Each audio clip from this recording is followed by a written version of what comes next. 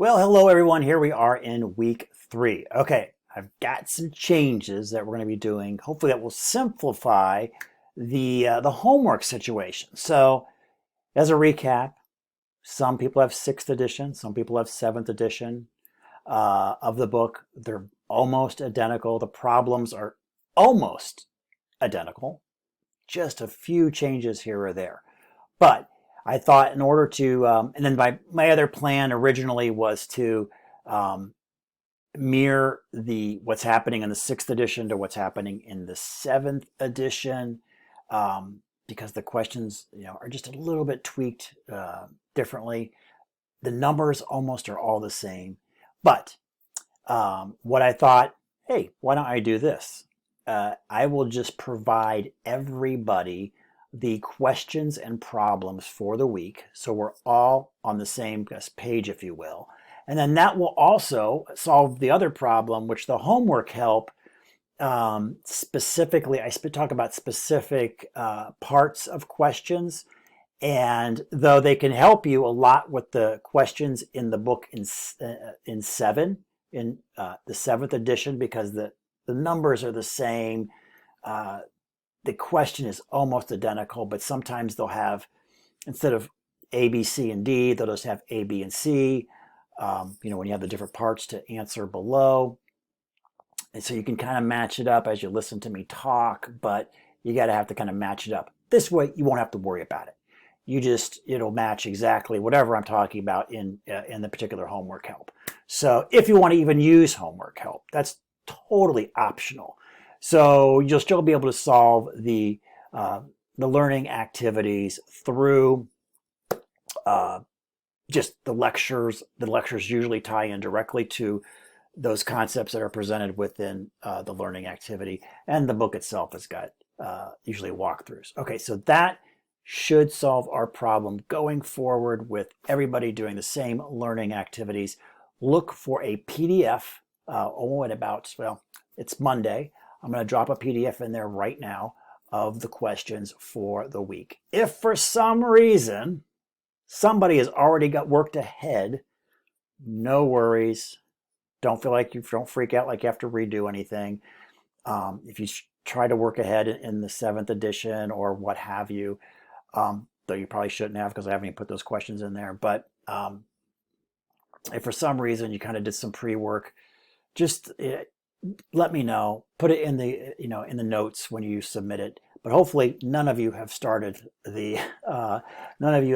doing the learning activity.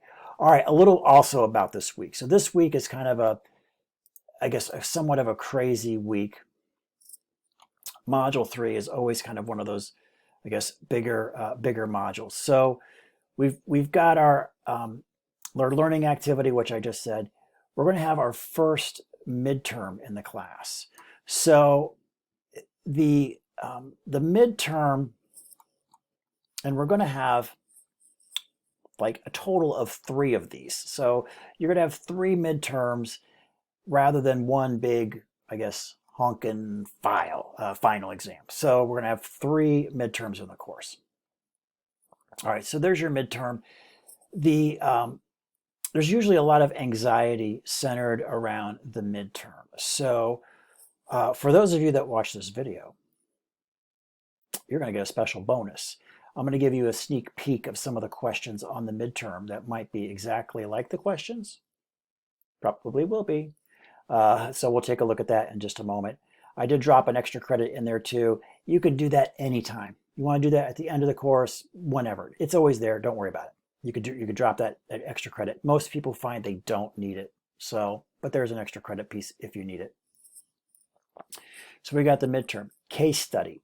So let's pull up the case study.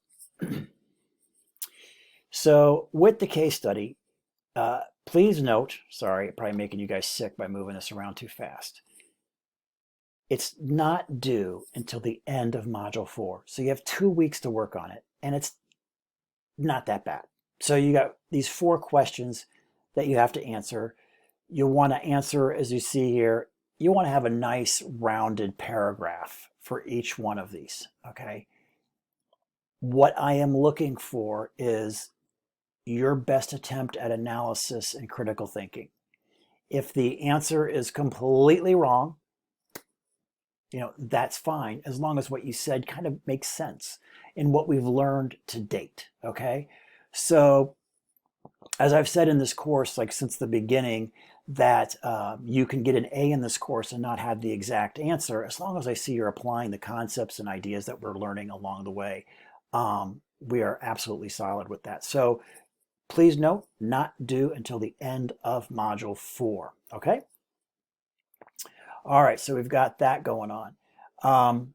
Let's double check our module for this week. I think that was pretty much it, what I wanted to talk about until we get to their, I guess, our secret surprise, which is a preview look at the midterm. Yeah, that's it. So case study due end of Module 4. You'll just go back into Module 3 and drop it in the Dropbox at the end of Module 4. So don't think it's due today. All right. So let's take a look, as promised. Let's take a look at the midterm. I know those usually cause a lot of anxieties for folks. I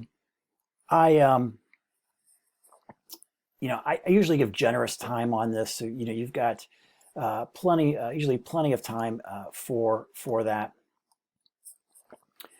I don't think anybody's ever run out of time on this exam. So you definitely can, some of the answers you're going to know right away. If you're doing the reading, you're watching the videos, some of these answers you're going to know right away. The other ones you may need to look up. That's fine. It's an open book, open note test. Okay, so there's that. All right, as promised, let's look at a quick preview here.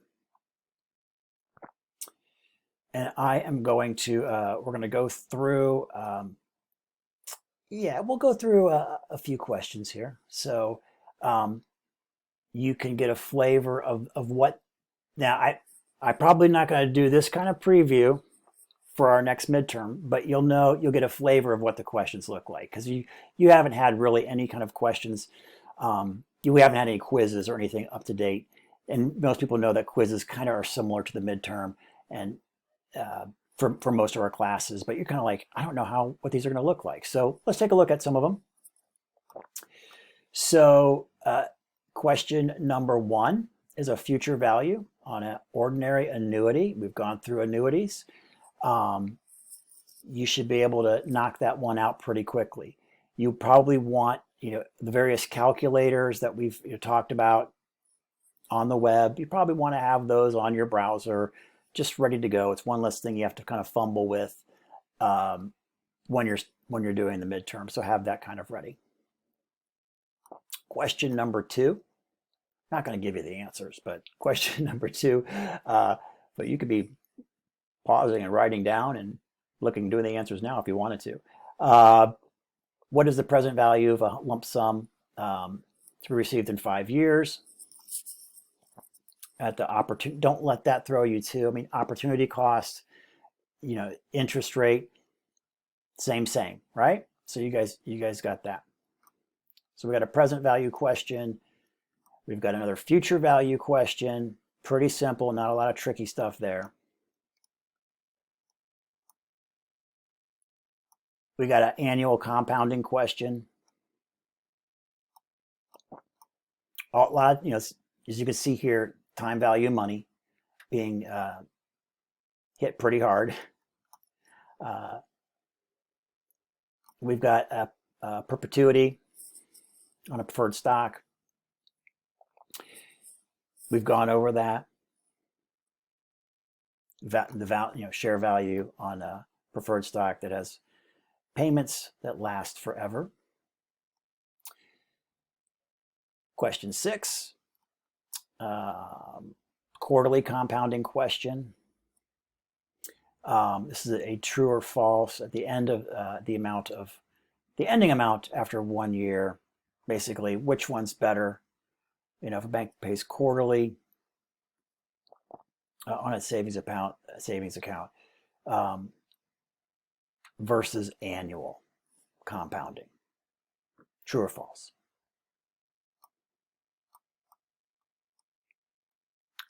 Again, another kind of time value, but no math. Yay, right? No math.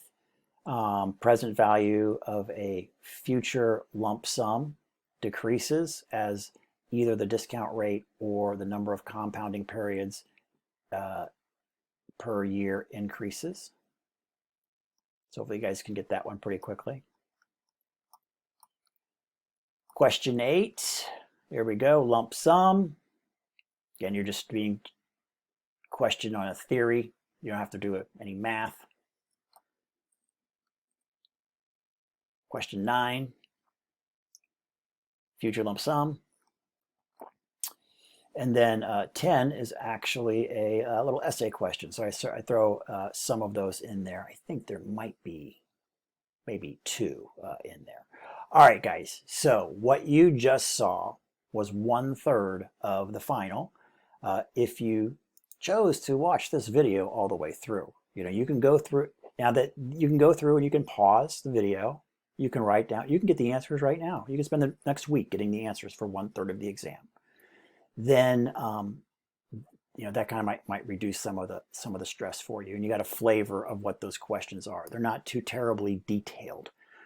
Some of the problems that we've had in the at the end of the chapter of the reading, some of those have been kind of detailed. So, but these are generally 1-step or 2-steppers.